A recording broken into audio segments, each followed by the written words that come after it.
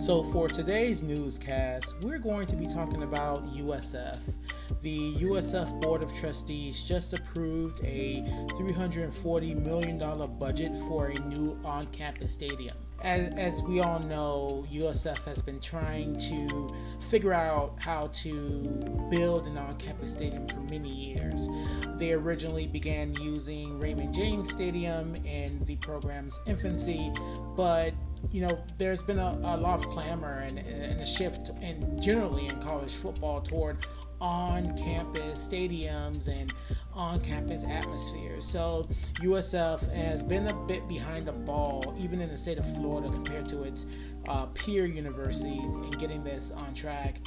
If you look at all of the other state universities in Florida, you'll see that they all have on-campus stadiums. Florida State has an on-campus stadium. Florida has an on-campus stadium, at least one that's really close to campus. UCF has an on-campus stadium. Florida Atlantic has an on-campus stadium, which also hosts a bowl game, which is a bit of a moneymaker for that university. And then, of course, even FIU has an on-campus stadium. Now, one can say that the quality of each of those stadiums are, not the same. They vary, but they're still on-campus stadiums. And, looking at the need for a stadium is pretty powerful. I mean, look at the history and the effort put in at UCF, to have an on-campus stadium and what it's done for their program. This is a program back in the early 2000s that had a losing season, a 0-12 season, going from 0-12 to winning a national championship. A lot of that was done with Bright House Stadium, and their bounce house, and how they were able to really create an atmosphere there. Look at Florida Atlantic. They opened up their stadium back, I think, 2011, if I'm not mistaken, and that stadium has been a great boon to the university. They've been able to hold bowl games there. They've been able to hold other events. I believe they hosted a female soccer league there, women's soccer league there. It's become a jewel for that community and for that program. And I believe that the USF Stadium can also be that. I think that, coupled with the stadium and the investment that USF is making in their stadium, they also have to win. People tend to forget that USF used to be one of the premier programs in the state of Florida. They were ranked number 4 in the early 2000s, I believe in the 2007 season. And they have come a long way from that, and it's unfortunate because they were the team that everyone thought would make it to the big leagues, to the Power 5, outside of Florida State, Florida, and Miami, and that just wasn't the case. So they have kind of failed when it comes to expectations a little bit, and that's unfortunate because they had so much potential. And I still feel like they do. I feel like they can be a really good team, a really strong team. And taking a look at their history with being in the Big East, they've been there before. They've been there. They've done that. So one could think that they could make it again. I think that it's definitely possible, that they can be a premier team again, and I think that they can definitely be big.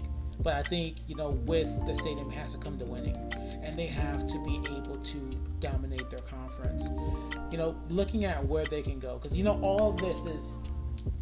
The main ideal here, the main goal is for USF to get into a Power 5 conference. That's why they're spending this money. That's why they're taking up this debt. That's why they're building this stadium.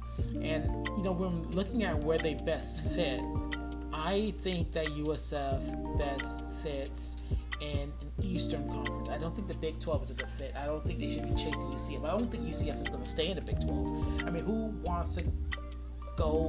in Florida really wants to go and watch Kansas play UCF? Who in Florida wants to watch Texas Tech play UCF? So unless they have a kind of a wins-based scheduling system where the best teams go against each other in the Big 12, they're not going to be a draw. In my opinion, I think that USF and Florida Atlantic also should join the ACC. I think they'd be great programs there. I think they'd be able to compete. I think they compete better than Miami does, to be honest with you. I think even if they didn't, even if they are all on par, then Miami gets good again, they'd be a great 3-team cluster in the state of Florida. I think a cluster that's strong enough to convince UCF to join the ACC instead of staying in the Big 12, which is a big boom too, because then you're looking at an ACC that not only has that, Florida State, Miami, USF, and FAU, you also have UCF. So that's 5 Florida teams. You pair that up with a Georgia Tech, or you pair it up with a Georgia. Not Georgia, but a Georgia Tech, or a Clemson. You got a good 6-team division. So I think one should consider that possibility when we're looking at strengthening the ACC. Beyond that, I think the only other fit would be the SEC, and I think USF could be a great SEC power. They have the population, they have the location, they have the talent. If you slap USF in the SEC, and they are going to be dominant in that conference. I think they'll be battling with LSU and Florida and Alabama every year. It would be amazing football, being brought to the Tampa Bay area, and I think they'd be bigger than the Bucks, to be honest with you. So I feel that this investment's good, but I think there needs to be a goal. There needs to be a target, and that target has to be the Atlantic Coast Conference or the SEC, the Southeastern Conference. They should not settle for the Big 12. I do not think the Big 12 is a great conference. I do not think they'll be competitive in football long term. I do believe that UCF is going to crater in that conference and become irrelevant, just as TCU did initially in the Big 12. If you think about it, just as Miami has done in the ACC, I don't think it's a good fit. I don't think athletes are going to want to play against lower tier Western teams, because let's be real here, the best Western teams are already in the SEC or the Big 10. So second tier Western teams, and when you're on the East Coast, I just don't see it. So I think the conferences on the East Coast that will be strong will be the Atlantic Coast Conference, and I think the SEC will also be strong, and I think the AAC will be strong. I think if the AAC is able to perform well over the next few years and get a better deal, that maybe some of the money that the Pac-12 is turning down, I think it can be, you can convince, one may be able to convince UCF to come back. Because if you're thinking about it, after a few seasons of traveling to Lubbock to go against Texas Tech, right? Lubbock, I think, or to Manhattan to go against Kansas State, they're gonna get tired of that. No one lives there. No one cares about these schools. The only reason why people watch Big 12 football was because of Oklahoma and Texas, and they're gone. No one cares about Oklahoma State. No one really cares about Baylor. Baylor is great if they have an electric offense, but beyond that, who else is drawing eyes to the Big 12? I just don't see the draw there. No one cares about Kansas. No one cares about Texas Tech. No one cares about what other teams. I can't even remember all the teams that are in the conference. No one cares about them. No one cares about whatever mid-level Texas schools left. No one cares. So I think Oklahoma State or whatever. So I think it's a good opportunity for USF to make a different path and to get their little brother UCF to on board to join a better conference, which is not the Big 12.